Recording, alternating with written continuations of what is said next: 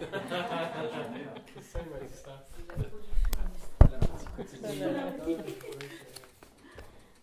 Alors, on va d'abord repasser vite fait, sans regarder les notes.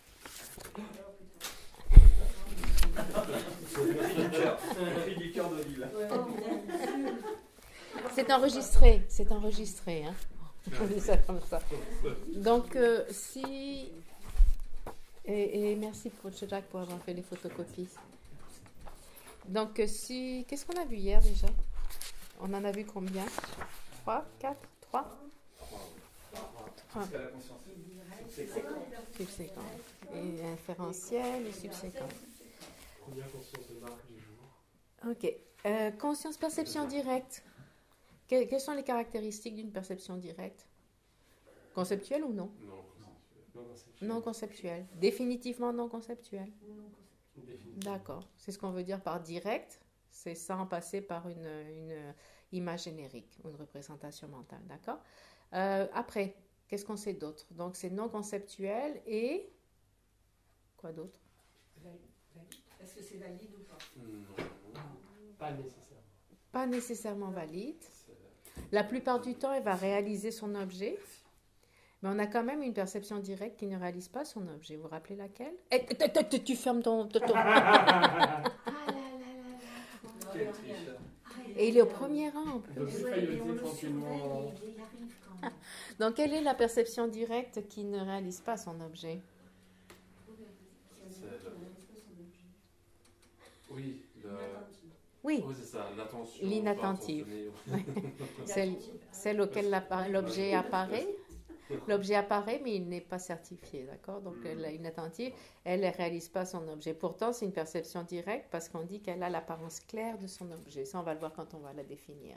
Donc, avoir l'apparence claire, quand on voit ce terme apparence claire de l'objet, ça veut dire que l'objet apparaît par lui-même sans une image générique. D'accord? Donc, ça veut dire que c'est direct dans ce sens-là. Donc, perception directe, c'est le sens de direct, c'est que ça ne passe pas via une image générique, c'est une connaissance qui est directe. Donc, ça, c'est le principal. Après, quand on les divise, il y en a combien? Ça dépend de la façon de les diviser, bien sûr. La division en deux, on va dire d'abord. Si on divise les perceptions directes en deux, sensorielle-alimentaire, c'est trop facile. En quatre, alors. Régine, elle a bien On ajoute auto-déterminant. Oui. Auto-connaissant. Autoconnexion et perception directe yogique. Et là, yogique. D'accord. Sensoriel, c'est facile. Un exemple? Perception visuelle directe. Je vois la table. Un exemple? Je vois la table. Je vois la table. Un autre exemple? Je vois la statue. J'entends le chant de la perdrix. J'entends La le- tronçonneuse. Vous avez remarqué, ça a commencé, la tondeuse de gazon a commencé quand on a commencé à respirer. Maintenant, on l'entend plus. Ah, c'est un complot. C'était un exercice. Oui, ça fait partie de l'exercice. Vous voyez le jardinier. 10 minutes, allez. Donc, c'est sa perception directe sensorielle, c'est facile, ça, on le connaît, on en fait l'expérience constamment, c'est facile de la comprendre. Donc, on va utiliser celle-là pour imaginer ce que peut être une perception directe yogique, par exemple, non? Parce que imaginer ce que veut dire la réalisation directe de la vacuité, je pense qu'on ne comprend pas, quoi. Donc, si on s'imagine, c'est comme c'est automatique, tu vois quelque chose, boum, tu le vois, expérience directe, quelque chose comme ça. Donc, voilà, on a la sensorielle, après, l'autoconnaissante. Vous pouvez donner un exemple quand même d'une perception directe autoconnaissante? C'est une cognition non hétéro. C'est celle qui connaît la conscience. Un exemple? Je me souviens avoir vu bleu. Non. C'est la conscience qui va créer cela. C'est la cause pour se rappeler j'ai vu bleu. C'est la conscience qui observe la conscience visuelle qui revient à la base. Exactement, ouais. Si tu dis je suis en train de voir bleu, ça c'est l'autocognition pour eux. Mais ça peut être conceptuel. Mais c'est ce que fait cette conscience. C'est ce qu'elle fait. Exactement. Elle appréhende son objet. Cette conscience, c'est la conscience qui fait l'expérience du bleu dans ce cas-là. Non? Donc, toutes nos consciences qui font des expériences de quelque chose, qui s'engagent dans quelque chose d'extérieur, ont tout un backup. C'est comme un miroir qui est derrière cette conscience qui appréhende la conscience qui réalise ou qui ne réalise pas. Même d'une cognition fausse, de la notion d'existence véritable, par exemple. Il y a aussi une autocognition derrière. Et l'autocognition, elle n'est pas fausse.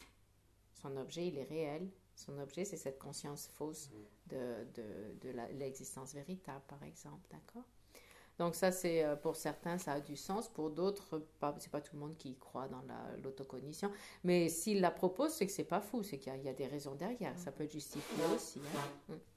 Ensuite, donc ça c'est ensuite la yogique. Qu'est-ce qu'elle a de spécial, cette perception directe yogique? Elle appuie sur le calme mental et elle est basée sur le calme mental et la vision supérieure. Pourquoi? Ces gens qui demandent pourquoi tout le temps, ils sont... Paralyser l'impermanence subtile et le non-soi grossier et subtil de la personne. Oui, parce que c'est des objets qui sont tellement subtils qu'il faut vraiment avoir un esprit qui est très raffiné pour pouvoir les percevoir et les réaliser. Et en plus directement dans ce cas-là. Ouais. Donc sa condition de base, sa faculté est l'union du calme mental et on a vu un petit peu ce que ça voulait dire, non? Et donc ça c'est sa condition. Et ensuite elle réalise directement un de ces trois objets, oui, qui sont les plus subtils, qui sont l'impermanence subtile, le non-soi, grossier et subtil. Et ça sera dans le cadre de cette étude particulière, c'est sous la vue des Suttantrika, la deuxième école Sutrantika, la deuxième école philosophique. Pour eux, c'est que le non-soi de la personne. On questionne pas l'existence des phénomènes, c'est que la personne, d'accord? On avait vu aussi comment ces trois objets qui sont réalisés directement par cette perception yogique correspondent à la vérité de la souffrance. Correspondent à 3 des 4 aspects de la vérité de la souffrance. Vous vous rappelez, on a vu ça hier aussi, non? Les 4 aspects sont donc l'impermanence, la nature de la souffrance, le vide et le non-soi. D'accord? Ensuite, qu'est-ce qu'on avait d'autre? Donc ça, c'est les yogiques. Et donc la quatrième qui nous reste, c'est une perception directe qui est aucune des 3 autres, qu'on va appeler une perception directe mentale. 2 exemples, vous pouvez donner de perception directe mentale? Le dernier moment d'une perception directe sensorielle. Oui, le moment juste après, ouais. Perception directe sensorielle. Et ce moment, il est trop court pour qu'on puisse le certifier. Ouais. Pourquoi? Parce que si on le certifiait, ça veut dire qu'on réaliserait l'impermanence subtile. Ce qui est tellement court que ça touche la permanence subtile. D'accord? Pour qu'il y ait une perception directe mentale, il n'y a pas forcément besoin qu'il y ait eu avant une perception directe sensorielle. Exactement. Donc il y a ce deuxième exemple qu'on donne d'une perception directe mentale qui est très spécifique aussi. Clairvoyance. Oui. Clairvoyance dans le cadre de... Esprit d'autrui. De... Le shamatha. Ouais, shamatha ou la concentration. C'est un de ces pouvoirs extrasensoriels qui sont présents grâce à shamatha, grâce à la concentration. D'accord? Il y avait autre chose là-dessus. Oui, non, et des perceptions directes mentales. Les Aryas auront des perceptions directes mentales que nous, on n'a pas. D'accord? Par exemple, ce moment très court, une fois qu'ils ont réalisé la permanence subtile, ils vont réaliser ce moment très court. Ouais, qui est à la fin d'une conscience sensorielle, par exemple. Eux, ils vont le réaliser, nous, on ne le réalise pas. Après, qu'est-ce qu'il y a d'autre? Il y a sûrement d'autres expériences mentales que nous, on n'a pas, qu'eux, ils auront, dans leur capacité. C'est vrai qu'en général, on parle par rapport à nous, en fait. Hein. C'est pas forcément identifié, mais en général, c'est par rapport à notre propre expérience. Nous, ça veut dire des êtres ordinaires qui n'ont pas une réalisation directe du non-soi. D'accord? Donc, en général, c'est dans notre contexte. Donc, perception directe, c'était le principal de ce qu'on a vu. Ensuite, on est passé à l'inférentiel, c'est ça? Oui. Qu'est-ce qu'il y a de spécial dans la... Donc, qu'est-ce qu'on sait sur la cognition inférentielle? Il y a 3 facteurs, je pense, qui sont mentionnés dans la définition. Elle est infaillible. Infaillible, ça veut dire elle réalise son objet aussi. Et aucun bon avocat pourra nous faire changer d'avis. Oui.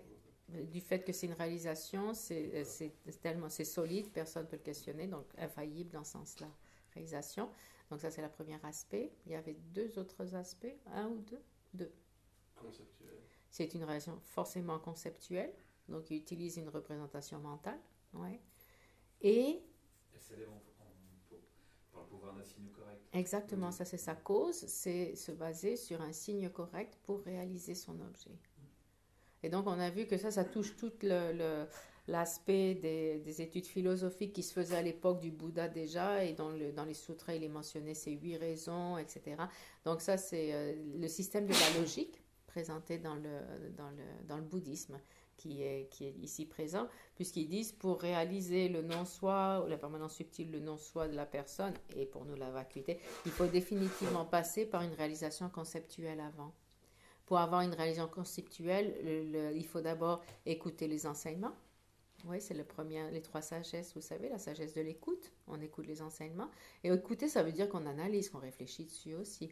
Ensuite, on va passer à la sagesse de la contemplation, qui est l'analyse profonde, ou on appelle ça contemplation ou réflexion. Mais en fait, ça correspond à la cognition inférentielle.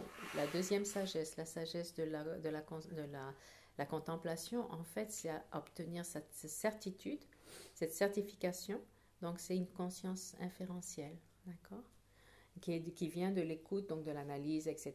Donc, on s'est familiarisé avec cette notion, on a obtenu une supposition correcte, et de là, on continue à analyser jusqu'à obtenir cette cognition conceptuelle et à vacuité. Elle sera inférentielle quand elle est appuyée sur ce signe, sur cette raison logique, d'accord. Et de là, se familiariser, continuer avec, jusqu'à ce que la représentation mentale se perde et que la réalisation devienne directe. Ouais. Donc, inférentiel. Aussi, il y a une autre caractéristique sur l'inférentiel aussi, que la plupart acceptent que c'est seulement le premier moment, vous vous rappelez, Oui. de cette réalisation directe, cette réalisation conceptuelle, ça sera seulement le premier moment, et qu'à partir du deuxième moment, ça devient ouais, exactement, conscience subséquente, d'accord. Et d'autres qui disent pas forcément inférentiel, ça peut être aussi le second, le deuxième ou troisième moment, etc. Donc c'est 2 points de vue, mais en général, la plupart du temps, c'est accepté que c'est le premier moment. Je pense qu'il n'y a rien de plus. La principale, on a vu 3 divisions, mais la plus importante, c'est celle qui s'appuie sur un signe correct. On a vu aussi qu'on pouvait s'appuyer sur des écritures. Sur le pronom et sur... Ouais. Et la nomenclature, la terminologie aussi. Mais l'aspect de l'inférence sur le renom, c'est un peu important parce que pour nous, tant qu'on n'a pas une compréhension claire, on s'appuie sur les écritures pour comprendre comment fonctionne. À partir des écritures, on peut obtenir une inférence. On utilisera ensuite une raison correcte et obtenir une réalisation. De toute façon, les écritures, se baser sur les écritures, voir la validité des écritures, ce n'est pas suffisant pour avoir une réalisation conceptuelle de la vacuité, par exemple. Il faudra passer par le processus de l'analyse, par le signe correct à un moment donné. Ouais. Quelle est la relation entre renom et expressive sound? La cognition inférentielle de Renan. Oui, et cognition par expressive sound. Expressive sound, c'est pas une conscience, donc elles sont contradictoires. Tu te rappelles, en validité... Non, le renom en tant que tel, mais je ne sais pas comment tu le définirais, le renom. Et entre une écriture valide et un son expressif, je ne me rappelle plus la définition de son expressif, ça sera sûrement du 3 possibilités, très probablement. Ouais, parce qu'un son expressif n'est pas forcément une écriture des sutras, donc ça ne sera pas renom en tant que tel. Ouais. Très probablement. Ouais. Son expressif, c'est vaste. Hein? Mm-hmm. Après, donc inférentiel, on a vu le point principal. Ouais. Et ensuite, on a vu donc la subséquente. Trop facile. Qu'est-ce que vous pouvez me dire sur la subséquente? Qu'est-ce qu'elle a de spécial? C'est la seule non-valide qui réalise son objet. Oui, et pourquoi elle est non-valide? C'est exactement, c'est une bonne façon de le formuler. C'est la seule non-valide qui réalise son objet. Pourquoi elle est non-valide? Parce que c'est le deuxième moment. Et le quatrième, et le sixième. Elle s'élève en dépendance de ce qui a déjà été précédemment réalisé. Oui, exactement. Donc, alors que la cognition valide, c'est par le pouvoir de l'objet qu'elle réalise. Oui, c'est le premier moment, c'est relation directe avec l'objet. Deuxième moment, même si c'est une réalisation qui est directe, elle n'est pas valide dans le sens où c'est pas le premier moment, donc elle s'appuie sur l'expérience précédente pour réaliser son objet. Il y avait ça. On a aussi vu d'autres choses dans le contexte de la cognition subséquente. On a vu les cognitions mémoire. Vous vous rappelez, le fait de se rappeler de la grand-mère, c'est parce que j'ai réalisé grand-mère avant que je peux avoir cette conscience mémoire qui réalise grand-mère aussi. Ouais. Donc on a vu qu'il y avait d'autres éléments. On a vu aussi une conscience subséquente qui venait sur la base d'une perception directe sensorielle. Vous vous rappelez? Voir le bleu et réaliser bleu. Ouais. La réalisation du bleu est subséquente. la réalisation de l'étiquetage, d'étiqueter, mettre le nom bleu sur cette couleur, donc on a perçu directement. Ça, c'était une qui était induite par une perception directe sensorielle. D'accord? Et ça, c'était aussi une cognition subséquente. L'inférence par soi-même. C'est une cognition subséquente, c'est une réalisation qui est basée sur une perception directe sensorielle. Ouais. Et donc, une cognition subséquente peut être conceptuelle ou non conceptuelle aussi. Ouais. Parce que le deuxième moment d'une réalisation conceptuelle est aussi une subséquente. Le deuxième moment d'une réalisation directe est aussi subséquente. Donc, subséquente peut être ou conceptuelle ou non conceptuelle. Ouais. Ça peut se référer au deuxième moment d'une réalisation juste précédente, ou ça peut se référer à deux autres facteurs également qu'on a vu dans les exemples, ou à une cognition mémoire, ou à une cognition qui réalise le bleu après avoir vu le bleu. Donc l'aspect mental qui réalise bleu conceptuellement après avoir vu la couleur bleue. Et avec ça, on a fini avec nos réalisations. Donc les 4 autres qui nous restent sont des non-réalisations. D'accord. Des questions sur ce qu'on a vu hier?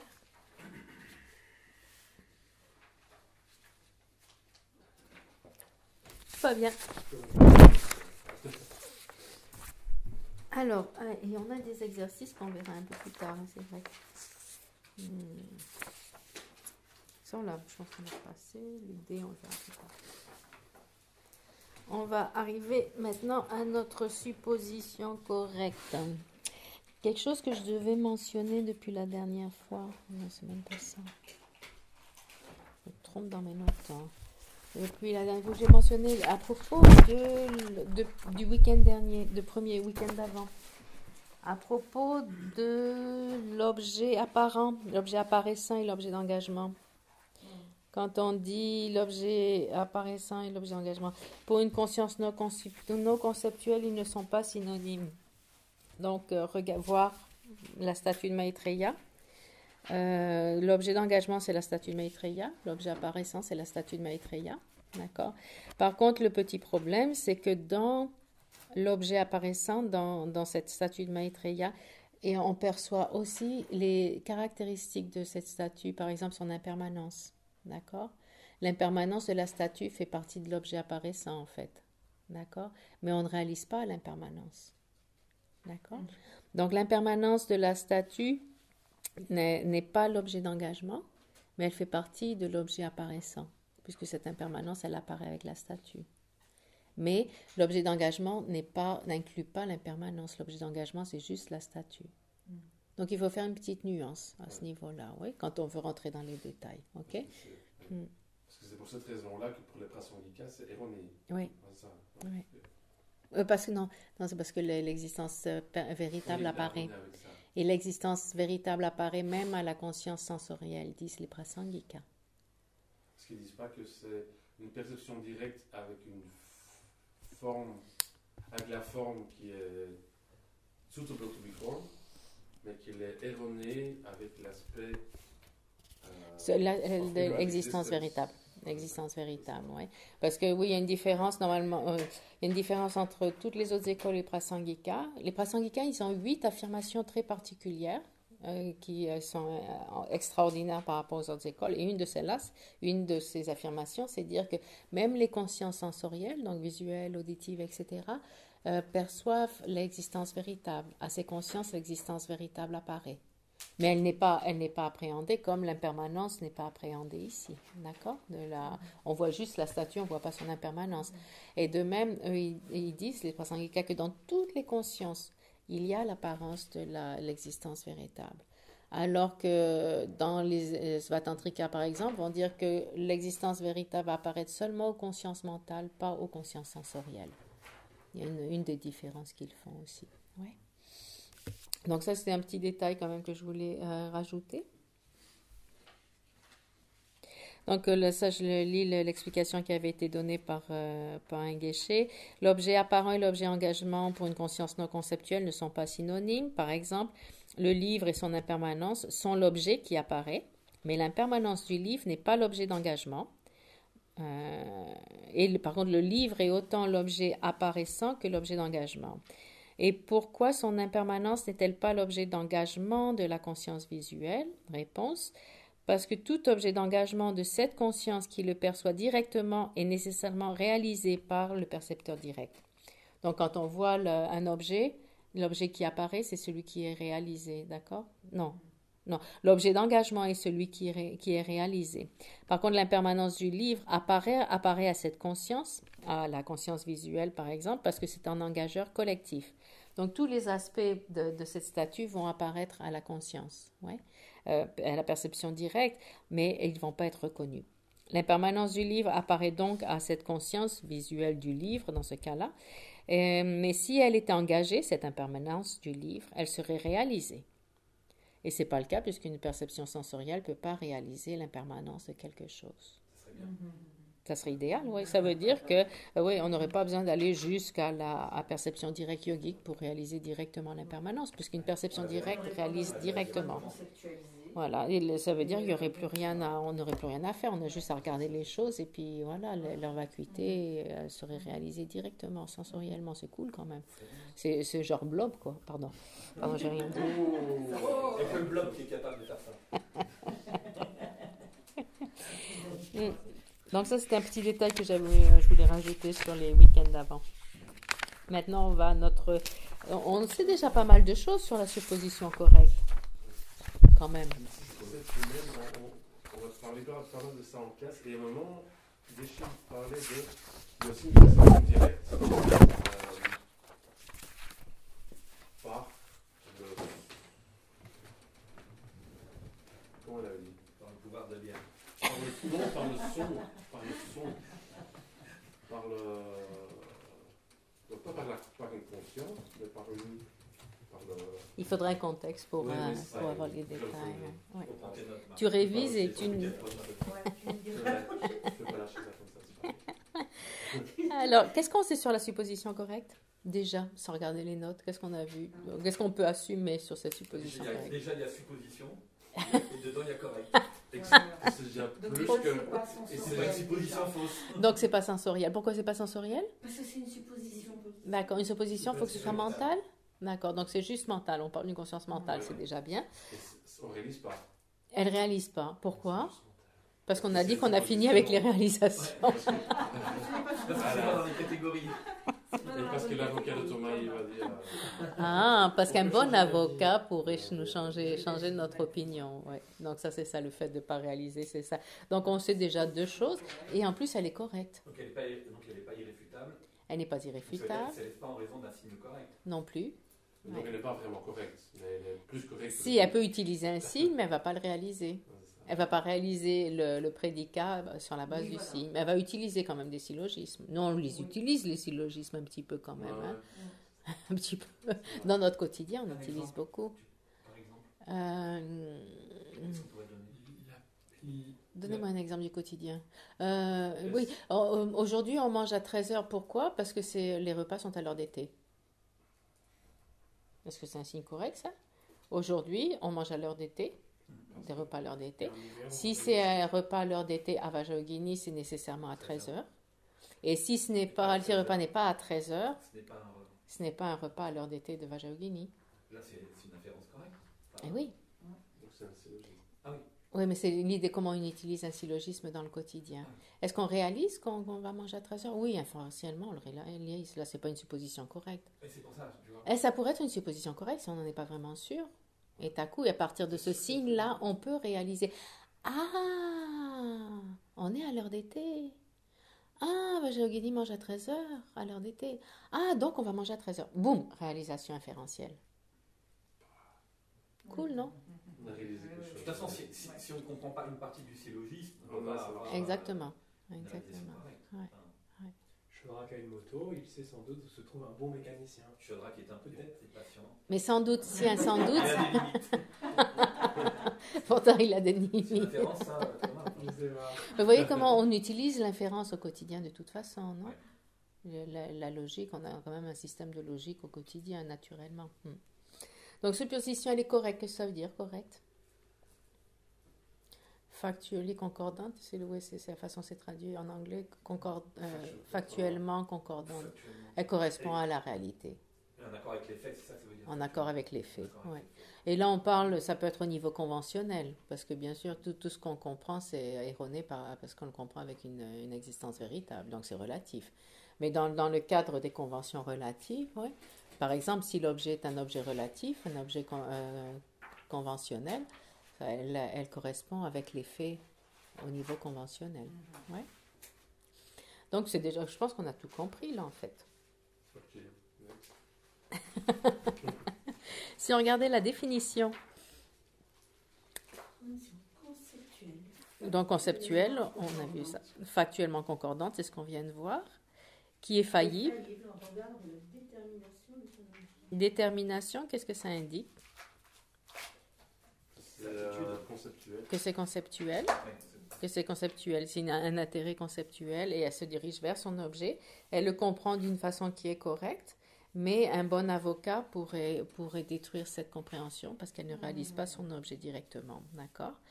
Et son point principal ici dans notre développement des 7 consciences, c'est que c'est la cause pour une cognition inférentielle. Une cognition inférentielle va passer par la supposition correcte. On ne peut pas sauter du doute directement à la cognition inférentielle. On va passer par cette étape-là. Et un autre facteur qu'on a vu aussi, c'est que nous, toutes nos compréhensions, quasiment toutes, j'imagine, sont, en termes du dharma, sont des suppositions correctes. Ouais. En tout cas, en termes de vacuité, impermanence, subtile, non-soi déjà. Oui, c'est énorme, ouais. Et qu'est-ce qu'on a d'autre sur la supposition correcte? Donc, c'est la cause substantielle pour la conscience inférentielle. Ah, un bel exemple, il est dit qu'une supposition correcte, c'est comme un vase qui est fait d'argile non cuite. Donc, il peut encore se casser. Il n'est pas suffisamment solide, il peut encore se... Donc, il y a une certaine fragilité. Et la supposition correcte est de cette même façon. Je trouve ça quand même bizarre qu'on ne puisse pas passer du doute à une inférence. Directement? Mais par le biais d'une perception directe, on peut y passer. Si tu lèves. l'exemple traditionnel, oui, le son. Oh, le son est permanent. Non, je suis permanente. Je suis permanente. Bah oui, le jeu est permanent. Et on dit non, le jeu n'est pas permanent parce que. Pourquoi? Quelle raison? Parce qu'il change moment à moment? Parce que je vieillis. Parce qu'il dépend, parce que le jeu vieillit, parce qu'il dépend des agrégats, etc. Ah, donc le jeu n'est pas forcément permanent. Mais il doit être permanent. Puis donc peut-être que le jeu est impermanent. Et là, si on te lâche, oui, le jeu est impermanent parce que c'est un produit, il faut d'abord que tu aies réalisé que le jeu est un produit, que un produit c'est impermanent. Il faut que tu aies déjà toutes ces notions-là avant que ça devienne une inférence. Faut d'abord tu passes par l'écoute aussi, parce que la supposition correcte, elles sont basées surtout sur la sagesse de l'écoute, la première des 3 sagesses, écoute, contemplation et familiarisation. Donc ça passe par l'écoute. Tu écoutes des enseignements qui t'expliquent pourquoi le jeu n'est pas permanent, te donnent plein de raisons. Qu'est-ce que tu es en train d'en faire? Tu es en train d'y penser. Est-ce que tu as une réalisation inférentielle là? C'est pas suffisant, ouais, pour comprendre que le jeu n'est pas permanent. Mais ça veut dire que tu veux réaliser que le jeu est impermanent. Ça veut dire en plus réaliser l'impermanence subtile. Donc nous, on en est à cette étape de supposition correcte quant au jeu qui n'est pas permanent, le jeu qui est impermanent. Et on peut voir que ça prend un certain temps. Depuis le premier jour où vous avez entendu le mot ou la notion du non-soi ou de la vacuité jusqu'à présent, il y a combien d'années qui sont passées? Minimum 2-3 ans pour ceux qui ont commencé avec le découverte du bouddhisme. 25. 25 ans. Pour moi, c'est 30 ans cette année. Donc voilà, et après toutes ces années, il n'y a pas encore de cognition inférentielle de la vacuité. Dans mon cas, en tout cas. Dans votre cas, je ne sais pas. Chodrak, t'en es où? À peu près, quoi. Cognition fausse. Mais non, supposition correcte. Supposition Donc on correcte. voit qu'on passe quand même pas mal de temps à cette étape des suppositions correctes. Et on alimente cette compréhension. Non? Et à un moment donné, le signe, la raison correcte va faire le clic où ça va devenir une réalisation. Ouais. Où on passera de la supposition correcte à la réalisation. Et ça se passe un jour. Hein. D'ailleurs, c'est étonnant, des fois tu rencontres des gens qui disent ah non, de toute façon, la vérité, j'ai tout compris, j'ai réalisé, tu vois. Mais en fait, si on débattait avec ces gens-là, on s'apercevrait que ça serait peut-être une supposition correcte et encore. Et encore. Ouais, tu vois. Et encore. toute façon, s'ils disent qu'ils ont compris, c'est faux. Ah ouais. Ah non, mais la vacuité, j'ai déjà réalisé la vacuité. Mais aussi, d'un autre côté, oui, dans la théorie, il est dit qu'on peut avoir une réalisation conceptuelle de la vacuité sans passer par avoir l'union du calme mental, par exemple. Mais c'est vrai qu'on peut avoir des expériences, des fois, qui nous cassent cette réalité. Est-ce que c'est vraiment une expérience de la vacuité? Moi, je l'ai vu des gens qui venaient voir les geishés ou les lamas en disant, bon, ben, j'ai réalisé ça, j'ai cette expérience, est-ce que c'est la vacuité? À chaque fois, ils ont dit non, parce que parce qu'il y a toujours cette notion d'un je fais l'expérience de la vacuité. Tu n'as pas réalisé la vacuité tant que tu as encore cette notion du je, puisque c'est la vacuité du je. Par exemple, il y a plein de facteurs qui leur font dire non, c'est pas encore ça, continue. C'est pas encore ça, continue. Tu es sur la bonne voie, continue. Donc, pour que ce soit vraiment nos expériences, on peut avoir des expériences de temps en temps où d'un coup, il y a un boom qui se fait, à un moment donné, un déclic de quelque chose. Tant qu'on a cette notion, je fais cette expérience, c'est pas, il manque encore quelque chose, quoi. Donc, oui, c'est intéressant d'avoir ces expériences parce que ça nous secoue, ça nous waouh. Mais dire que c'est une expérience de la vacuité, c'est pas sûr, hein. Même conceptuel, c'est pas sûr du tout, quoi. Mais apparemment, c'est possible. C'est possible. Dans cette vie, Geshen le disait vendredi, dans cette vie, on peut l'obtenir, on peut avoir une réalisation directe et rentrer sur la voie par une réalisation conceptuelle de la vacuité et rentrer sur la voie. Donc, c'est pas impossible, hein. Maintenant, quand on a ce genre d'expérience, il faut vraiment se rapporter à quelqu'un qui s'y connaît, à un expert, pour voir si c'est ça ou non. C'est pour ça qu'on a besoin d'un guide à un moment donné, hein, sur le chemin, sur la voie. Pour shamatha, pour s'assurer qu'on n'est pas coincé niveau concentration, qu'on n'est pas coincé par la torpeur très subtile, non? Déjà vérifier ça. Au niveau renoncement, pour voir si le renoncement qu'on pense avoir, c'est vraiment ça. Parce que tant qu'on n'a pas de renoncement, on ne rentre pas sur la voie non plus, sur aucune des deux voies. Ni Hinayana, ni Vajrayana, ni Mahayana, right? Donc, renoncement, déjà. Et qu'est-ce que ça veut dire, renoncement? Et on peut passer des mois et des mois à penser au renoncement, c'est pas évident. Donc, il y a tous ces facteurs-là. Quand on pense avoir obtenu quelque chose, aller voir avec un lama qui a déjà ses qualités pour vérifier si c'est réel. Parce que c'est tellement facile de se croire, de se tromper soi-même. Et hein. Il a lu quelque part que le renoncement, c'était plus de pizza le matin. Entre autres. Aussi. D'accord, supposition correcte. Donc, on en est là, nous. Dans nos notes, il est dit divisions, on va les passer. Les divisions ne sont pas vraiment importantes, surtout pour nous, parce qu'on connaît déjà ces réponses. Pas d'implication, la raison n'est pas établie. Hein? Quand ils parlent des différentes raisons. Par exemple, ils disent une supposition correcte qui n'a pas de raison. L'exemple, la connaissance appréhendant un son comme étant impermanent, en dépendance des simples mots, le son est impermanent. Une supposition correcte qui n'a pas de raison. Il nous manque la raison. Pourquoi? Parce que c'est un produit, par exemple, le vase. D'accord? Une supposition correcte qui a une raison qui se contredit. Par exemple, une connaissance appréhendant le son comme étant impermanent par la raison d'être vide de pouvoir accomplir une fonction. Si je vous dis le sujet c'est le son, et le prédicat il est impermanent parce qu'il est vide de pouvoir accomplir une fonction. Qu'est-ce que vous me répondez? Qu'est-ce que vous me répondez? Pas d'implication ou raison non établie ou qu'est-ce que vous mettez là? La raison non établie. Raison non établie. Pourquoi la raison n'est pas établie?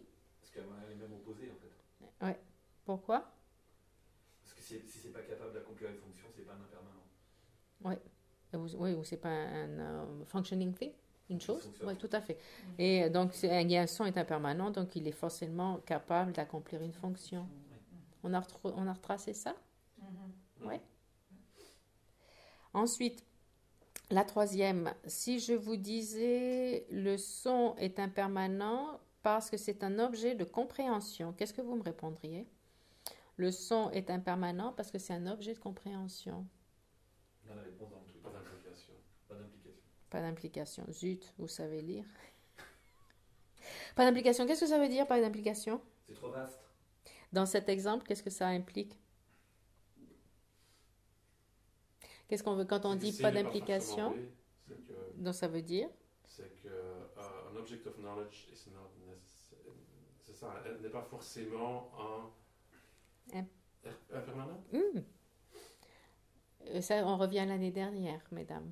Oui. Vous vous rappelez, on dit A, B, C. Donc A, c'est le son. B est impermanent. C, vide de pouvoir accomplir une fonction. Ce qui est... Non, pardon. Un objet de compréhension. Objet de compréhension, c'est la définition de quoi? D'objet. Objet, phénomène, existant, tout ça, ce sont des objets de compréhension.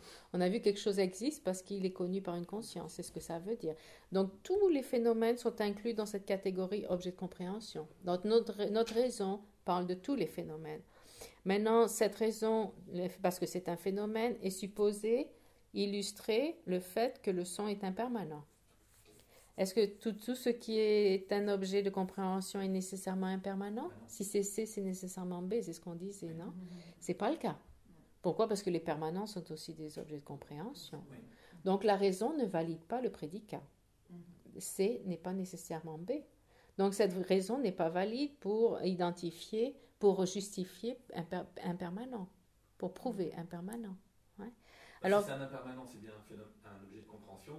Mais l'application est trop vaste. Le plus important, c'est ça, c'est que si c'est C, c'est forcément B. C'est ça. Hein. Pour que ce soit une raison qui prouve B, il faut que C soit forcément B. Et dans ce cas-là, C n'est pas forcément B. Parce que ça peut être un phénomène, peut être permanent ou impermanent, alors qu'il devrait prouver que le son est impermanent. Par contre, entre on a A à C, on a une bonne relation. Le son est un objet, est un phénomène, donc c'est correct. Cette partie était correcte. Donc oui, ça on l'accepte. Mais par contre, la raison n'est pas valide dans ce cas, dans ce sens-là.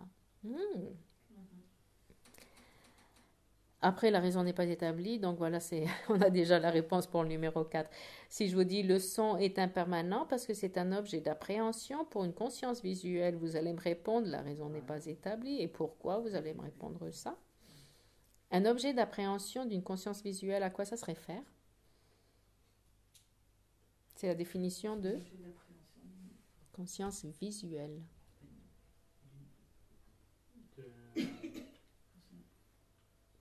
C'est contour et couleur, Forme, couleur. C'est une forme visuelle. Forme visuelle, d'accord. Une des 5 sources des trucs sensoriels. Donc c'est une forme visuelle. Donc ici on est en train de dire que le son est impermanent parce que c'est une forme visuelle. Où est-ce que ça cloche là? À tous les niveaux.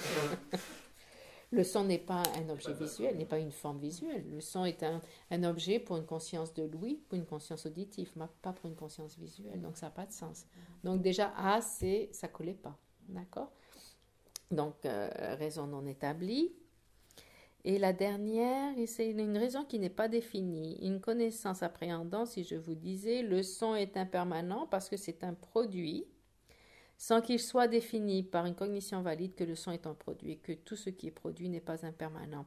Ça, c'est le cas dans le cas de nos syllogismes qu'on a vu, comment utiliser une raison correcte. Pour que la raison soit valide, il faut que l'opposant sache le rapport entre le sujet et la raison. Il faut que l'opposant sache que le son est un produit. Et en plus, il faut que l'opposant sache en plus que si c'est un produit, c'est impermanent. Donc seulement pour quelqu'un qui a ces deux connaissances de base, on peut utiliser ce signe spécifique. Le son est impermanent parce que c'est un produit. Et dans cet exemple, ça serait donner ce syllogisme ou utiliser ce signe correct pour quelqu'un qui n'a pas ces deux connaissances de base. Donc la raison ne va pas au but et ne prouve pas quelque chose pour quelqu'un qui n'a pas ces deux connaissances de base. Quelqu'un qui ne saurait pas ce que ça veut dire produit et quelqu'un qui ne saurait pas ce que ça veut dire impermanent. Oui, qui ne fait pas la relation ou qui ne sait pas que le son est un produit, par exemple, aussi. Donc, pour avoir une supposition correcte, tu vois, donc ici, ça s'appuie aussi de la façon dont c'est présenté. Bien sûr, c'est présenté dans le cadre de la philosophie bouddhiste, donc c'est présenté sous le cadre des raisons correctes, syllogisme, etc. Donc, dans ce cas-là, on utilise des signes aussi, une raison correcte pour comprendre quelque chose, pour avoir une supposition correcte. On utilise la logique, basiquement, c'est ce que ça veut dire. Une logique qui soit valide. On utilise des raisons qui soient valides, des enseignements qui soient valides pour avoir une compréhension correcte de la réalité dans le cadre du bouddhisme. D'accord? Donc ça, c'est le point d'une supposition correcte. Maintenant, les notes générales. On vous rappelle, on a les 3 sagesses. La sagesse de l'écoute, l'étude, la sagesse de la contemplation, réflexion, et la sagesse de la méditation, cultivation. Maintenant, il est dit une supposition correcte s'élève de l'écoute, donc des enseignements. L'écoute, c'est pas seulement l'écoute passive ou active. L'écoute, on inclut aussi les analyses qu'on fait, toutes les pensées qu'on a, les réflexions que l'on fait sur un enseignement à la base. Ça fait partie de l'écoute aussi. Là, on écoute, on essaie d'absorber l'information, ça fait partie de la sagesse qui vient de l'écoute. D'accord ? L'étude. On peut dire l'étude, c'est plus général. Donc, par rapport à ce que tu as dit précédemment, pour la sagesse de l'étude, c'est supposition correcte. Pour la sagesse de la contemplation, c'est inférentiel. Et pour la sagesse de la méditation, c'est direct. Pas forcément. Pas forcément. Mais c'est une réalisation, ouais. Oui, ben c'est pour ça que j'ai vérifié ça l'autre jour avec Geshe-la aussi. Il disait c'est pas strictement comme ça, c'est pas systématiquement comme ça, mais ça donne une idée générale, ouais. Parce que je l'avais noté quelque part, je vais le retrouver. C'est un schéma possible. Donc on a ces trois sagesses, écoute, contemplation. Ça serait une idée de comment évolue, c'est une autre façon de dire comment on évolue depuis l'ignorance jusqu'à la réalisation directe. Donc au début, par la sagesse de l'écoute, c'est entendre des enseignements, lire des livres, etc. et étudier ça. Donc ça sera les suppositions correctes qu'on va obtenir, quand c'est correct, bien sûr.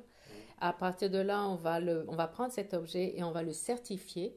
Donc ça veut dire qu'on va le réaliser inférentiellement. Donc en fait, la sagesse, qu'on appelle la sagesse de la réflexion-contemplation, en fait, c'est une réalisation inférentielle. Donc j'ai demandé à Geshe-la, mais le début, tant que c'est une supposition correcte, il dit ça resterait au niveau de la sagesse de l'écoute. Ouais.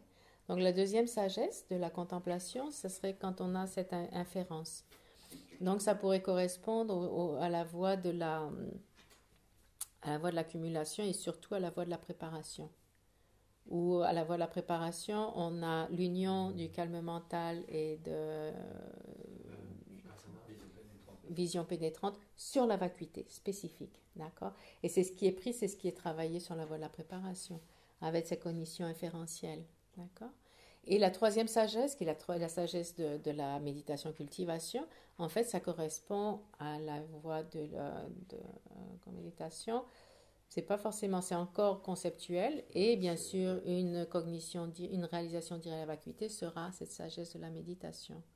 Mais je pense que le passage entre la réalisation conceptuelle à directe sur la vacuité va se faire durant la sagesse de la méditation, de cultivation. Ouais, cultiver, se familiariser. On va passer de l'aspect conceptuel où la représentation mentale de la vacuité se fait plus fine, disparaît, et ça sera le chemin de la voie de la vision. Voie de la vision et voie de la méditation sont toutes les deux des sagesses de la méditation. Des sagesses surgies de la méditation. C'est deux façons parallèles d'expliquer comment on évolue depuis l'ignorance, la supposition correcte et les réalisations conceptuelles et non conceptuelles. Ouais.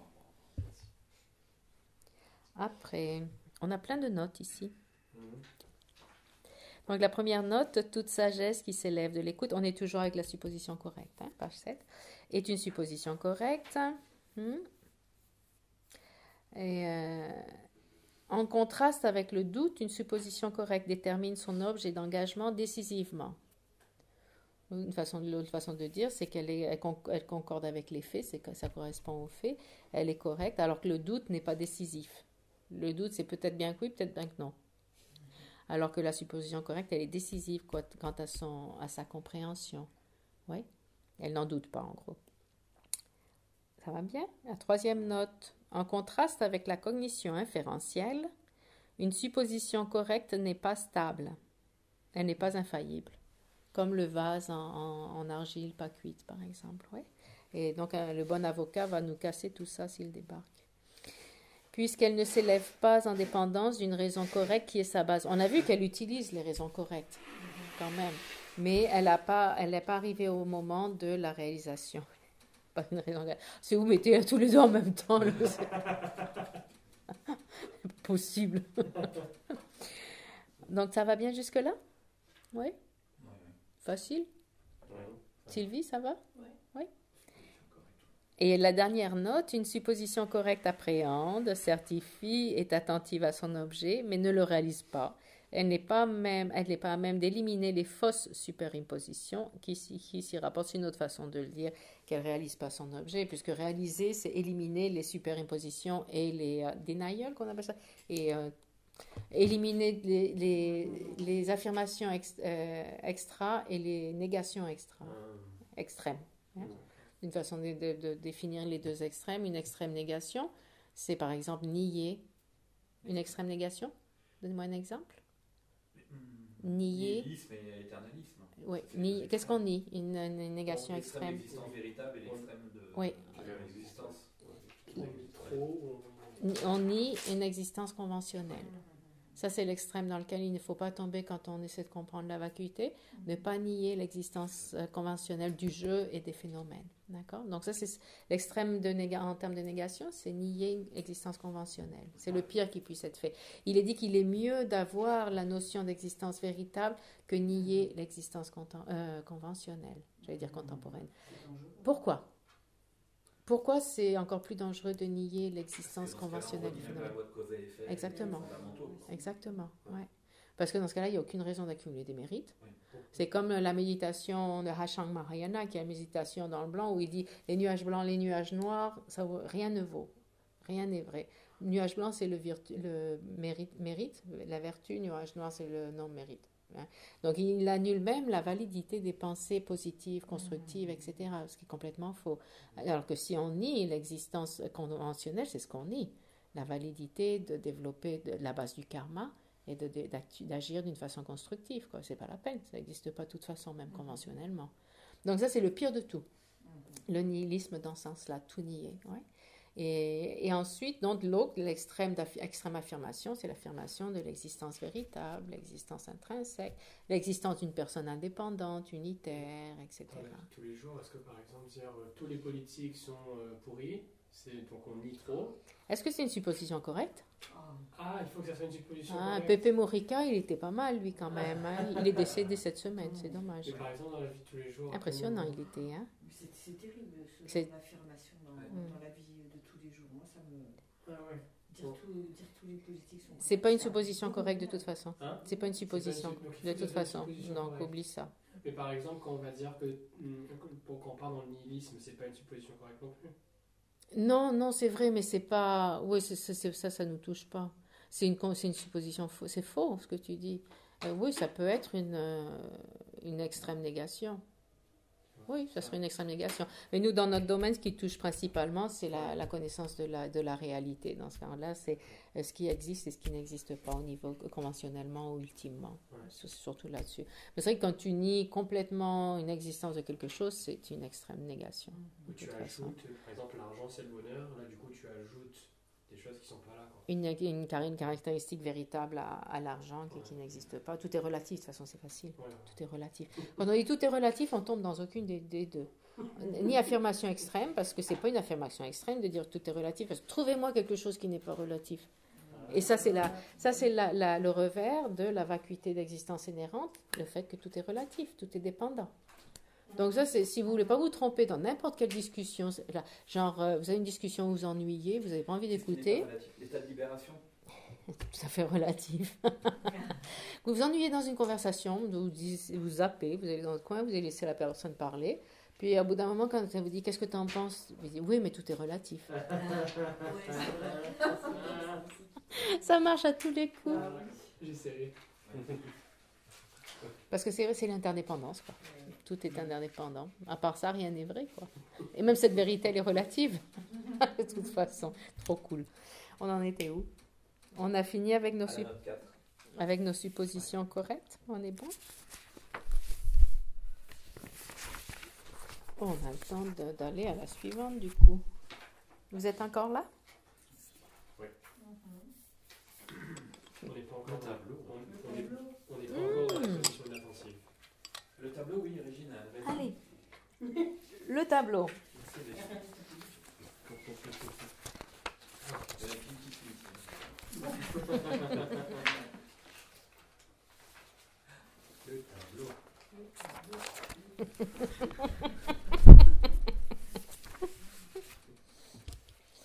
Alors, notre tableau. Supposition correcte. Conceptuelle ou non? 3%. Oui, elle est conceptuelle et c'est même dit 3 possibilités. D'accord. Pourquoi? Parce qu'une conscience conceptuelle n'est pas forcément une supposition correcte. Une conscience conceptuelle n'est pas forcément une supposition correcte, par exemple.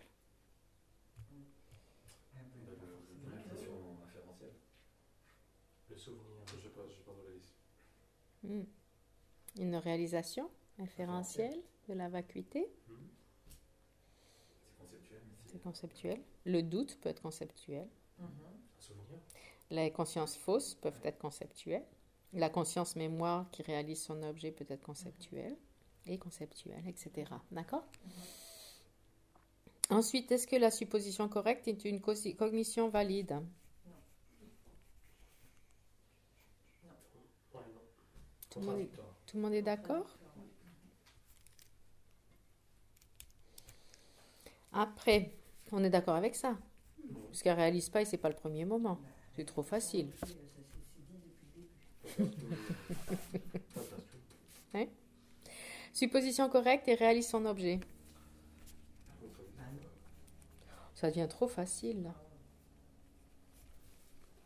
On est d'accord, la supposition correcte, elle ne réalise pas son objet. Sinon, ça serait une réalisation ou conceptuelle ou directe. Inférente ou directe. Après, une supposition correcte et une conscience sensorielle ou mentale? Mentale? Il n'y en a pas des sensorielles? Non. Il y a de l'écho ici. Mais c'est vrai que formuler, ça aide à se rappeler de toute façon, hein, le pouvoir de la parole. Quand on récite, quand on mémorise, par exemple, c'est avec le pouvoir de la parole, non? Et ça nous reste plus à l'esprit quand on utilise la parole. C'est pour ça qu'il est dit aussi, quand on fait nos prières, réciter les prières, c'est bien de les réciter à voix haute. C'est aussi parce que c'est une vertu qui ne sera pas seulement mentale, mais elle sera aussi verbale. Et ça permet d'avoir plus d'attention sur nos prières. Quand on les récite de mémoire, dans notre tête, comme ça a moins d'impact. Et ce n'est pas un mérite, c'est pas une vertu verbale, c'est juste mental. Parent. Ok, donc on a fini avec notre tableau.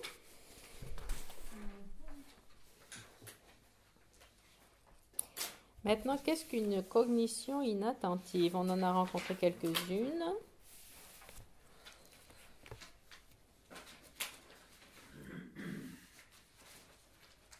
Ah, pardon, j'avais des petits détails intéressants notés ici sur la supposition correcte. Donc, il est dit, le moment où cette supposition correcte réalisera son objet, elle deviendra une conscience inférentielle. Donc, c'est dans cette même continuité, d'accord? La conscience inférentielle vient d'une supposition correcte dans la même continuité. Oui, le premier moment, par exemple, sera une supposition, le deuxième aussi, le troisième aussi. Et à coup, clic, ça passe à une cognition inférentielle sur le quatrième moment. Le cinquième moment sera une cognition subséquente. D'accord? Conceptuelle. Elle en est la cause substantielle et elle est basée sur un signe, donc une raison correcte. Ok. La raison correcte ou le signe correct, la supposition correcte utilise un signe, donc une raison correcte. Elle le comprend, puis quand elle le réalise, ça devient une inférence. Donc, est-ce que ça veut dire qu'en fait, la cognition inférentielle dépend de la supposition correcte et non pas d'un signe? Vous comprenez si on pense à cette continuité d'un moment à l'autre? On a dit dans la caractéristique de la cognition inférentielle, c'est qu'elle se basait sur un signe correct. C'est le signe correct qui était sa cause pour réaliser. Mais en fait, ce signe correct, il est déjà utilisé par la supposition correcte qui était juste avant dans cette continuité. Les premiers moments, supposition correcte, qui prennent le son est impermanent parce que c'est un produit. Donc, ils analysent ça. On comprend ça avec la supposition correcte. Et de là vient l'inférence. Donc, on pourrait dire, en fait, l'inférence, sa cause n'est pas le signe en tant que tel, mais la supposition correcte qui a utilisé ce signe pour comprendre son point. Donc, on pourrait débattre là-dessus éventuellement. On pourrait aussi dire, en fait, il y a plusieurs causes qui créent quelque chose. Une des causes, c'est le signe. Condition coopérante, mais... Oui, aussi, ça peut être aussi la faculté mentale qui est utilisée. Quand on disait il y avait 3 conditions, l'objet, la faculté sensorielle, le moment précédent. Le moment précédent, ça serait cette supposition correcte, mais ça pourrait être donné comme étant sa faculté sensoriel mental qu'il a produit, et le signe ferait partie de l'objet qui est compris grâce à une raison. On pourrait l'expliquer comme ça aussi.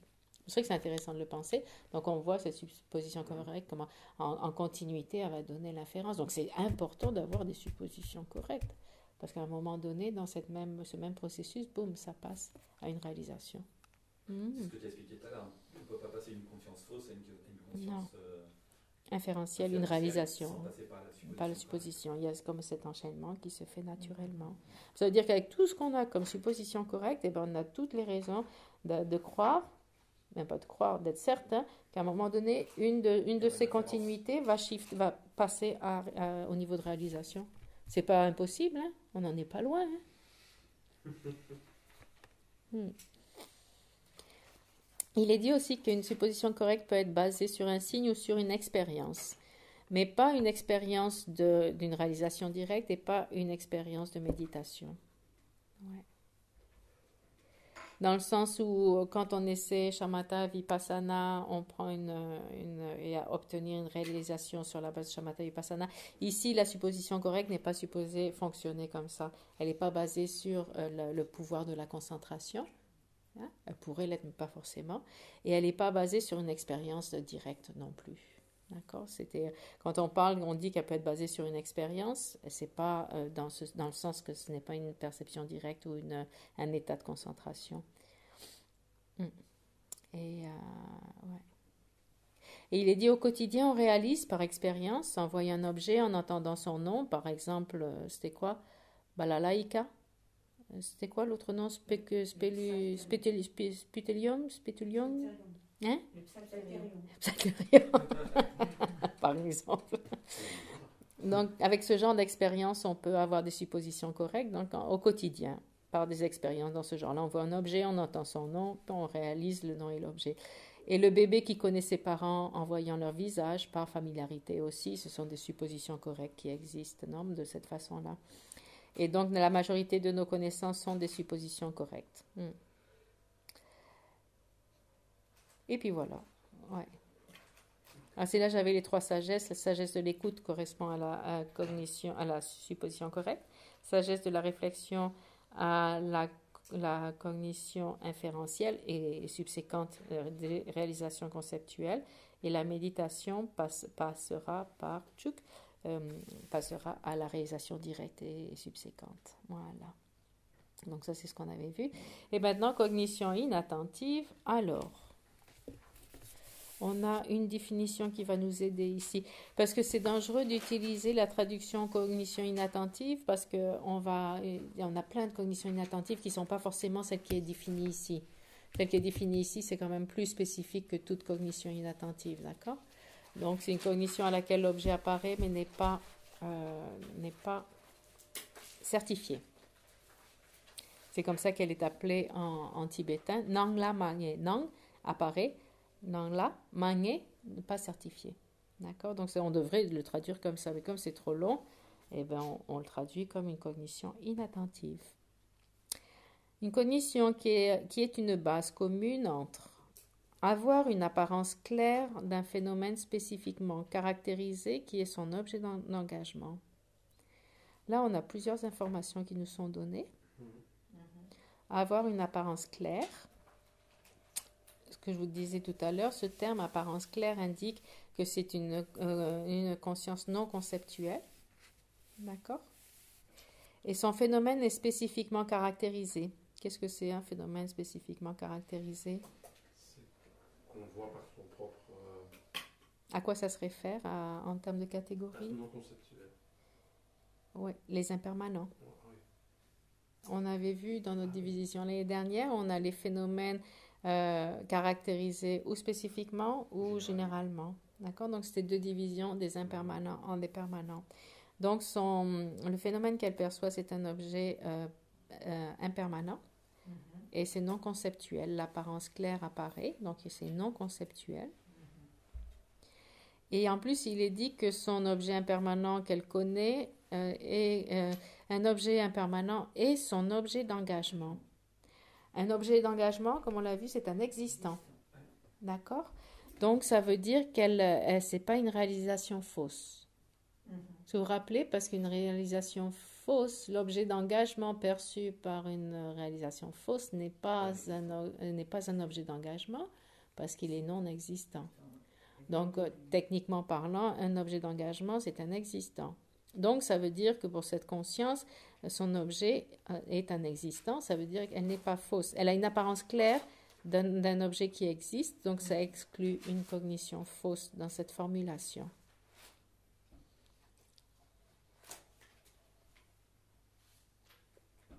Donc, non conceptuelle et non fausse. Et l'étape suivante, le point suivant, elle est incapable d'induire la certification au regard du phénomène spécifiquement caractérisé qui est son objet d'engagement. Incapable d'induire la certification, ça veut dire qu'elle ne réalise pas son objet. Ouais. Donc, elle est non conceptuelle, l'objet apparaît. Il y a l'apparence claire de l'objet, non conceptuelle, n'est pas fausse, mais elle ne réalise pas son objet. D'où le nom, conscience à laquelle l'objet apparaît n'est pas certifié. Voilà. Du coup, quand ils disent que la nature de l'esprit qui s'élève au moment de la mort et que nous, on ne la réalise pas en tant qu'être ordinaire, c'est une condition inattentive? Ça pourrait être. Là, on parle surtout de... oui, ça pourrait être. Hein. Je pense que oui, probablement. D'accord. Donc, en fait, aussi, du fait qu'elle ne réalise pas son objet, de fait, elle oublie. Donc, il n'y a pas de conscience-mémoire qui peut être issue de cette cognition inattentive. Le seul au niveau conceptuel, ce qui pourrait apparaître, c'est un doute. Est-ce que j'ai vu ou pas? Est-ce que j'ai entendu ou pas? Ouais. Parce qu'en plus, au moment de la mort, on n'a pas de conscience mentale, donc on n'y a pas de supposition correcte possible. Si, c'est conscience mentale. Ah, ok, d'accord. C'est les consciences sensorielles qui se coupent au niveau de la mort. Ah, pas la mentale. La mentale reste. Ah. Ben non, parce que c'est ça qui continue d'une vie avec. Grossière, non. D'accord. Ah, subtil, c'est possible. Ben, quand tu parles des facteurs, mais c'est un autre sujet, facteurs mentaux. Perception, division, perception directe sensorielle. Donc, on a des sensorielles, on a des mentales, on a des autoconnaisantes. Là, vous voyez qu'on apporte ici des perceptions directes. Ouais. Donc, une cognition inattentive sera une perception directe. D'accord? Mais qui ne réalise pas son objet. D'accord? Donc, elle est non conceptuelle, mais elle ne réalise pas son objet. Perception directe. Et par contre, d'habitude, on a 4 perceptions directes. La yogique. Ici, on n'a pas de yogique. Pourquoi? C'est trop facile. Elle peut pas être inattentive. C'est ce que dit la note en bas, justement. Il n'y a pas de perception directe yogique, auquel objet n'apparaît, n'est pas certifié, car les perceptions directes yogiques certifient nécessairement leurs objets en tant que réalisation. Elles réalisent leur objet, donc elles le certifient. D'accord? Donc, on peut avoir sensorielle, mentale ou autoconnaisantes. Sensorielle, l'exemple, une perception directe sensorielle appréhendant le bleu qui induit le doute, se demandant « ai-je vu le bleu ?» Et en général, la façon dont c'est formulé en tibétain, pour donner des exemples, ils spécifient toujours. C'est par exemple, une personne, une conscience qui est complètement attrapée dans le film qu'elle est en train de voir. Donc, il y a l'expression visuelle du film et la conscience est complètement focus total sur le film. Donc, du coup, le bruit de la machine à laver, elle ne va pas l'entendre. Elle ne va pas le certifier. Il y aura le bruit de la machine à laver. Et ils insistent toujours sur le fait qu'on est complètement omnibulé ou que la conscience est vraiment concentrée dans une expérience sensorielle d'une certaine façon qui l'empêche d'être conscient de ce qui se passe autour. Donc, ce n'est pas le fait qu'on ait 3 consciences sensorielles fonctionnant en même temps. On est peut-être mentalement conscient de l'une seulement. Ce n'est pas ça. Ils indiquent vraiment que on est focus, concentré sur une expérience sensorielle particulière. Ouais? Et de là, le reste passe comme inattentif. Perception directe mentale, qui est une cognition inattentive. Une perception directe sensorielle appréhendant le bleu qui induit le doute, se demandant ai-je vu bleu ou non. Ou une perception mentale du bleu après une perception directe visuelle du bleu. Ça, c'est un autre exemple. Ouais. L'exemple de la conscience mentale à la fin de la conscience visuelle du bleu, elle est trop courte pour qu'on s'en rappelle. D'accord? Donc ça, cette perception directe mentale à la fin de la vision du bleu est une cognition attentive parce qu'elle n'est pas réalisée. Il n'y a pas de réalisation à ce moment-là parce que c'est trop court. D'accord. Donc ça, c'est l'exemple standard. Maintenant, cet exemple qui produit un doute, ai-je vu bleu ou non, oui, c'est aussi un exemple d'une perception directe mentale. Mais on voit ça a rapport avec une expérience sensorielle principalement, de toute façon. Ouais. Donc, on parle principalement d'expériences sensorielles ici. Et qui induisent le doute ou qui induisent une non-réalisation. Je pense que c'est trop facile, il n'y a rien de particulier là-dessus.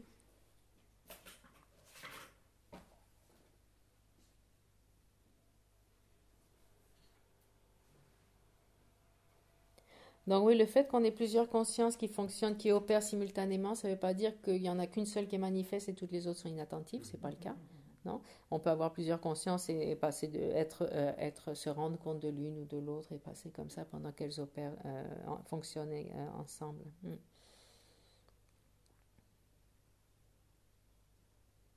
Oui, je pense que c'est tout. Après, on peut rentrer dans des discussions sur les différentes écoles, etc., mais on va passer là-dessus.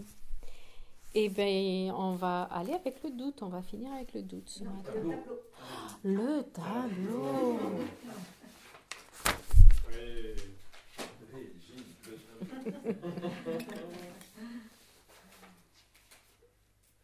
Alors, qu'est-ce que vous me dites?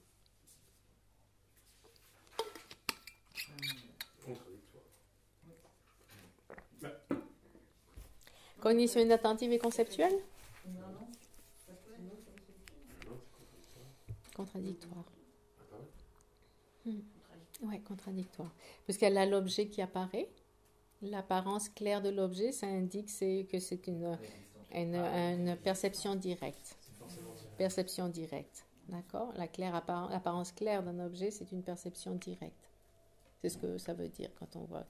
Donc, ça passe pas par le filtre de l'image générique. Et le fait que ça soit spécifiquement, comment on dit en français, spécifiquement caractérisé aussi, ça veut dire... un objet impermanent? Oui, un objet impermanent. Non, peut être réalisé conceptuellement aussi, un objet impermanent. On peut réaliser conceptuellement le son, on peut réaliser conceptuellement autre chose, je pense, en général, non? Oui, c'est vrai. Oui. Mais par contre, pour une réalisation explicite, il faut que ce soit impermanent. Ouais, c'est là qu'on marque la différence. On dit qu'en général, les perceptions directes sensorielles touchent seulement réalisent de toute façon. Les perceptions sensorielles directes regardent seulement les impermanents. Les perceptions perceptions directes mentales, pas forcément les impermanents.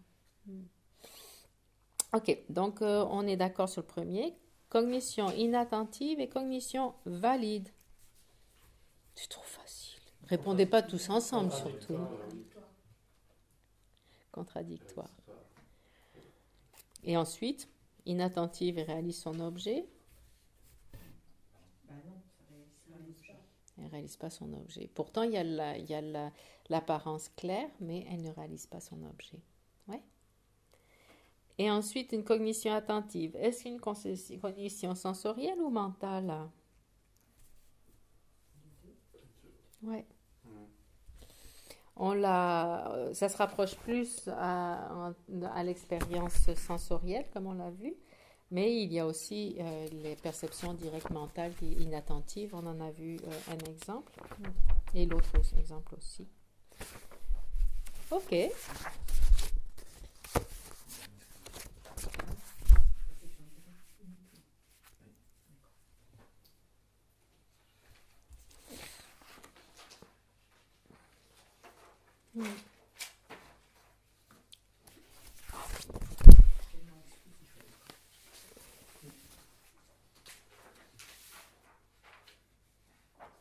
On va passer donc au doute. Le doute, c'est facile aussi, on peut comprendre ça facilement, c'est pas à bout du monde. Ça, c'est quelque chose qu'on connaît bien. Ah ouais, ça. Ça, on va être très fort. On est des maîtres du doute. Ah non, je ne doute pas, le samsara, c'est bien. Aucun doute. Jusque-là. Définition. Une cognition qui, de par son propre pouvoir, a des incertitudes partagées entre deux points.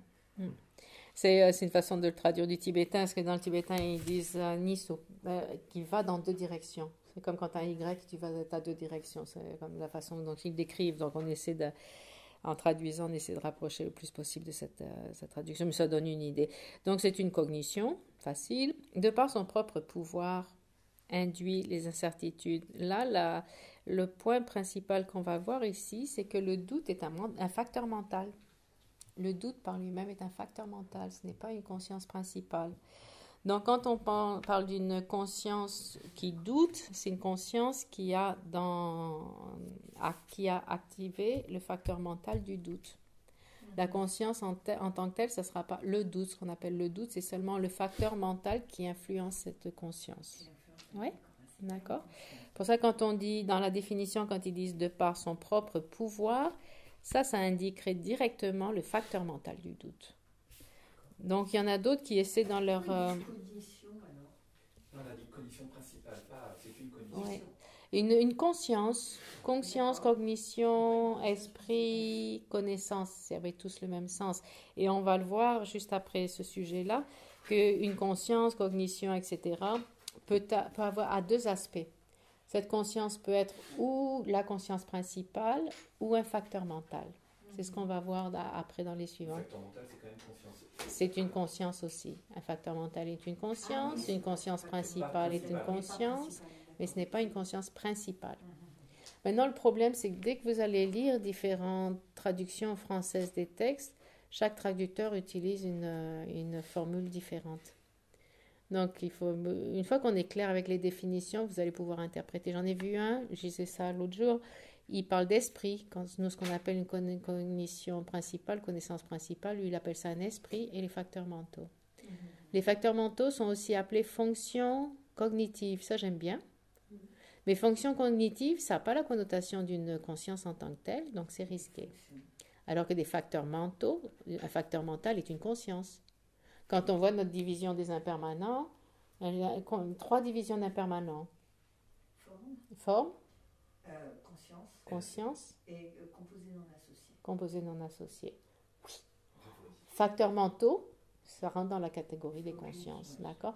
Donc traduire comme facteurs mentaux, c'est moins risqué, ça va plus dans notre direction. Mais quand on pense aux facteurs mentaux comme des fonctions cognitives, c'est bien de le voir comme ça aussi. Voilà. Ça, on va rentrer dans ce sujet la prochaine fois.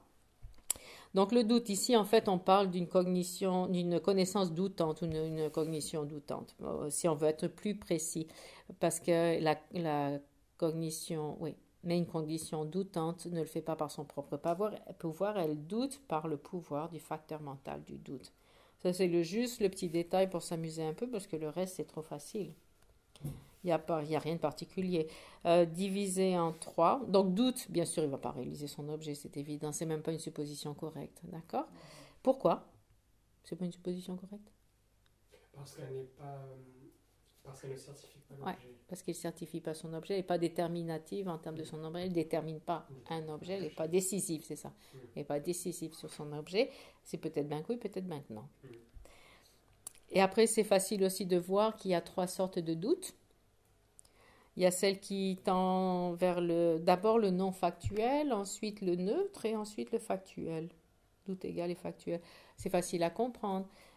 Si on commence par le numéro 2, doute tendant vers le non factuel. Le doute qui pense que le son est probablement permanent. Ouais. Le son est probablement permanent, mais c'est un doute qui va vers le faux. Ouais. Ensuite, l'égal, ça serait le doute qui ensuite passe du coup en pensée, le doute qui se demande si le son est permanent ou impermanent. Égal. Il tend ni vers l'un ni vers l'autre. C'est vraiment un doute neutre entre les deux, qui va dans aucune des deux directions. Et l'autre, c'est le doute factuel qui dit « Ah, le son est probablement impermanent. Ouais, ». C'est tout simple. Et nous, quand on passe de l'ignorance vers la connaissance en termes du non-soi du jeu, c'est ce qu'on fait au début, c'est « Ah ». Peut-être que le jeu n'est pas comme je me perçois, quelque chose de permanent, inchangeant et tout ça. Graduellement, on va questionner et s'approcher de la supposition correcte. D'abord en disant, mais oui, mais j'existe. J'ai cette notion, je suis permanent. Ah non, mais peut-être pas. Permanent ou pas? Et ensuite, peut-être que je suis impermanent en fait. Et c'est comme ça qu'évolue le doute. Trop facile. Rien en particulier là-dessus. Par contre, on a des notes ici. Le doute est un facteur mental, ce qu'on vient de mentionner, par sa propre force ou par son propre pouvoir, est mentionné dans la définition en vue d'exclure l'esprit principal. Tu vois, ici, ils traduisent conscience principale comme esprit principal. Et les autres facteurs mentaux qui ont des similitudes avec le doute. Ça, l'histoire des 5 similitudes, tout ça, on va le voir quand on va voir ce sujet des facteurs mentaux. Le doute qui est une perturbation racine et le doute tel qu'il est présenté dans ce contexte ne sont pas mutuellement inclusifs. Tandis que le premier est nécessairement un doute perturbé, le deuxième peut être non vertueux, neutre ou vertueux. Dans le sens où quand on a les 6 ou les 10 perturbations principales, racine, le doute est mentionné, le doute perturbé, il est dit, est mentionné dedans. Doute perturbé, pourquoi? Parce qu'en fait, le doute a deux capacités. Il peut nous amener vers la vérité ou peut nous enfoncer vers l'erreur, d'accord? Par exemple, douter de la validité de l'éveil, douter de la validité de la renaissance, c'est ce qu'on a beaucoup en tant qu'occidentaux, c'est pas quelque chose qui est évident, avoir une supposition correcte, c'est pas pour tout le monde, quoi. Donc, il y a des doutes qui peuvent nous enliser, donc ce seront des doutes perturbés. Mais par contre, il est dit que le moindre doute secoue le plancher de l'ignorance, non? C'est un séisme qui se fait à l'ignorance. Donc le doute, dans ce sens-là, est valide. Quand on veut passer de l'ignorance vers la connaissance, on va passer par le doute. Le doute, c'est d'abord questionner cette solidité. Et bon, mais à partir de là, on peut avancer. Tant que cette affirmation est solide dans notre esprit, on ne va pas pouvoir avancer, on ne va pas passer d'une cognition fausse à la supposition correcte non plus. On passe par le doute. On commence d'abord à questionner. Donc c'est super important. Ouais. C'est essentiel, avoir cette étape du doute, c'est essentiel, non, dans notre évolution au niveau du Dharma. Maintenant, au bout d'un moment, une fois qu'on pense qu'on a des acquis et qu'on avance sur le chemin, dans nos pratiques et tout ça, si on commence à douter de la validité de cette présentation de base du Dharma, la notion du karma principalement, la renaissance, etc., et ensuite tout le reste, et ben ça nous marche arrière, on fait marche arrière. Ça nous retarde énormément sur le chemin. Pour ça qu'on disait hier, les deux façons d'approcher la voie, d'approcher la pratique, ou par une réalisation, donc la connaissance, ou par la foi, qui a juste la conviction, c'est avoir une réalisation, c'est beaucoup plus efficace. Parce que si on a juste la foi, la conviction, c'est une supposition correcte, elle n'est pas encore assez solide. Ouais. Et donc on peut retomber dans le doute. Et donc on fait marche arrière et on se retarde énormément. Donc le doute peut être bénéfique et peut être destructif aussi. Les deux, c'est évident, non? Et le doute peut être donc vertueux, non vertueux, neutre. C'est ce qu'on vient on vient d'en parler ici. Je pense que c'est clair. Donnez-moi un exemple d'un doute non vertueux. Je sais, parce que je pense vraiment que je suis permanent. T'es permanent? Non, je pense que le karma ne fonctionne pas, c'est que pour les bouddhistes. Ouais, je sais pas si c'est généreux, c'est utile. Moi, je pense que je suis pas capable d'obtenir l'éveil, personnellement. Je ne suis pas capable, c'est pas la peine, oubliez ça, quoi. Et je suis pas la seule à penser ça, je veux dire. Oui, c'est impossible, je n'ai jamais y arrivé. Shamatha, c'est impossible. Moi, même pas en rêve. J'ai trop d'attachement, je n'y arriverai jamais. Ça, on entend souvent. Hein. Un doute égal. Oui, c'est pour ça, on est en plein dans ces doutes. Hein. Douter le manque qu'on a qu'on appelle ça de self-confidence, confiance en soi. Ça, c'est destructif, c'est un doute non vertueux, c'est le manque de confiance en soi. Mais même des fois, c'est vrai qu'un petit peu de doute, ça peut aider à être plus précautionneux, faire plus attention des fois quand même quand on fait des choses. En tout cas, le doute neutre, un exemple.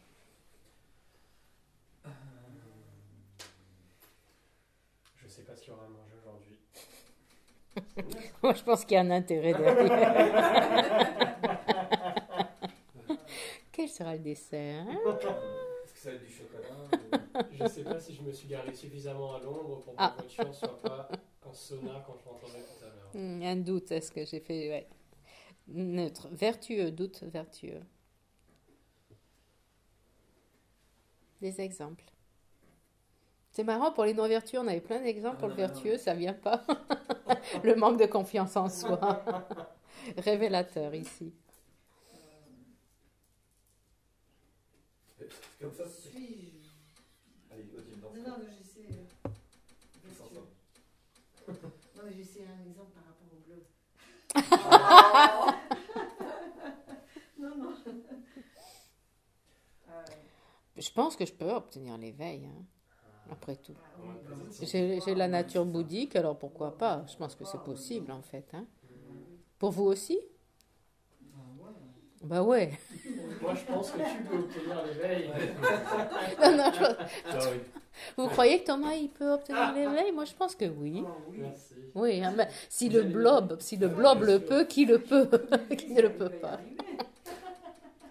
Au premier rang, il va y arriver quand Mais même. je pense que toi aussi, tu vas y arriver. Mais plus tard. Et plus tard. Allez, au deuxième rang. Ouais. Il y a un ordre d'arrivée. Ok. Et puis voilà, donc je pense qu'on a tout vu sur le doute, il n'y a rien de particulier. Question, qu'est-ce que vous en pensez, vous? Le doute et une conscience fausse sont-ils contradictoires? Par exemple, le doute qui tend vers le non factuel, qui dit par exemple le son est probablement permanent. Le penser, le son est probablement permanent, c'est un doute. Est-ce que c'est aussi une condition fausse? Le doute est probablement permanent. C'est là l'exemple qui était donné. En pensant que le son est probablement permanent, tu penses que c'est une conscience fausse? Ok. Toi, tu dirais que non? Messieurs, dames? Est permanent. Mais elle est fausse, mais il a des quelques caractéristiques, une fausse. Tu dis, est-ce que le son est permanent? Ah, et que le doute n'a pas. Est-ce que ça, ce serait une conscience fausse? Oui. Bah non, c'est une conscience qui doute. Pour moi, Oui, c'est pas forcément fausse, elle est ni fausse ni... C'est Elle est cette ni fausse conviction, ni... tu vois. Non? Bah non, mais elle est fausse. Elle doute. Elle doute. Elle doute, ouais. Elle doute, c'est tout. Donc pour l'instant, elle Parce qu'une sait fausse, pas elle est... encore. Elle l'affirmerait. Voilà. Elle affirmerait que non, Tu dis, elle affirmerait. non, c'est comme ça. Alors là, tu dis... Vous avez un doute là? Ouais. Non, c'est complètement faux. Alors, en fait, il y a deux réponses possibles. C'est cool quand même, c'est bien, moi j'aime ça. Celui qui dit que oui, le doute est ce genre de doute, pas forcément tous les doutes, mais ce genre de doute est une conscience fausse, ben vous enlignez avec Kedjubje et pour Butchok. C'est bien, Kedjubje c'était un disciple principal de Lama Tsongkhapa, un des deux quand même. Donc lui il dit que oui. Mais par contre, il y en a d'autres, et je ne sais plus lesquels, je suis désolée, je n'ai pas le nom de ceux qui disent non. Mais c'est aussi des érudits. Donc, toutes les deux réponses sont possibles. On peut dire que c'est une conscience fausse, et on peut dire que ça ne l'est pas. Moi, je tendrais sur le côté non, ce n'est pas une conscience fausse. Pourquoi? Parce qu'elle a une incertitude. Elle tend entre deux directions. Elle a une incertitude. Alors que la conscience fausse, elle a une certitude quand même. Elle est sûre de nier ce qui existe ou affirmer ce qui n'existe pas. C'est une certitude pour elle. Alors que là, ça va dans les deux directions. Donc, on peut dire en termes de fonction, on pourrait dire que c'est deux consciences qui sont différentes, non? Mais le fait que cette conscience pense, si on affirme de cette façon-là, le son est probablement impermanent, c'est une conscience fausse, si on le formule comme ça. Ouais? Parce qu'il n'est pas probablement impermanent, il est absolument permanent. Impermanent. Vous comprenez? Donc, probablement, il n'y a pas de certitude. Dans la formulation, le son est probablement permanent. Dans la formulation, c'est faux. C'est une conscience fausse, on pourrait dire. Mais dans la fonction, c'est deux fonctions différentes. Non? Donc, c'est tout à fait relatif. Et voilà, on a fini pour ce matin. Le tableau. On n'oubliera pas celui-là. Hein. J'essaye. C'est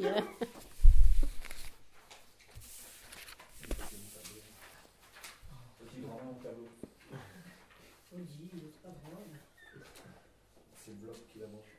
Alors, qu'est-ce que vous me dites? Le doute, c'est une conscience conceptuelle ou non? Oui. Nécessairement. Nécessairement? D'accord. Ouais. On est d'accord? Oui.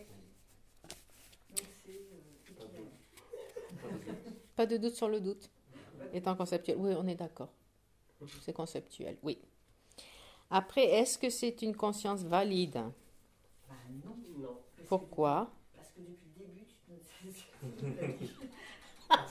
Ça, c'est pas une raison valide. Vous n'êtes pas obligé de me croire. C'est une raison d'inférence. Parce que Cathy l'a dit. Elle ne détermine pas son objet de manière. Elle ne certifie pas son objet. Elle ne certifie pas son objet. Elle n'est pas nouvelle et elle ne réalise pas son objet. Loin de ça. Ouais. Donc, elle ne réalise pas son objet non plus. On est bien d'accord. Elle n'a rien d'infaillible. Une chance. Si le tout est infaillible, imaginez, ce sera ennuyeux. Et est-ce que c'est une conscience sensorielle ou mentale? Ouais. Trop facile. Et voilà. Donc cet après-midi, il nous reste à faire les cognitions fausses. Et notre tableau, on va pouvoir le lire à la verticale, voir quelles sont les consciences conceptuelles sur les 7, etc. Ouais. Et conclure un petit peu ce sujet. Pour cet après-midi, ça va être tranquille. Et si vous avez des questions particulières sur un sujet de Dharma en général, on peut aussi amener ça cet après-midi tranquillement, parce qu'on a du temps. Sur le Dharma en général, s'il y a des causes. J'étais complètement inattentive.